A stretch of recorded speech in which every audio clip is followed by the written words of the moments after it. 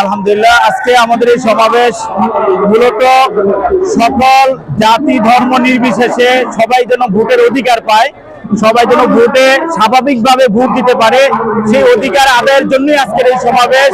এবং এটা যেন পিয়ার পদ্ধতিতে হতে পারে। পিয়ার পদ্ধতিতে হলে আমরা সব ভাই, এখানে একক রাজনীতি আর হবে না, আর আমাদের উপরে জুলুম হবে না, অত্যাচার হবে না। সেখান থেকে আমরা স্বাভাবিক থাকতে পারবো এবং সব দলবদ্ধভাবে একসাথে রাষ্ট্র পরিচালনা করতে পারবো।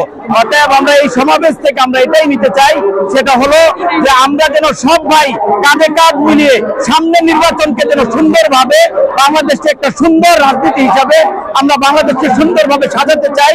এটাই যেন আমরা সব ভাইকে বুঝাতে পারি, আর এটাই যেন সবার মাঝে তুলে ধরতে পারি। এটাই আমাদের আজকের এই লক্ষ্য উদ্দেশ্য।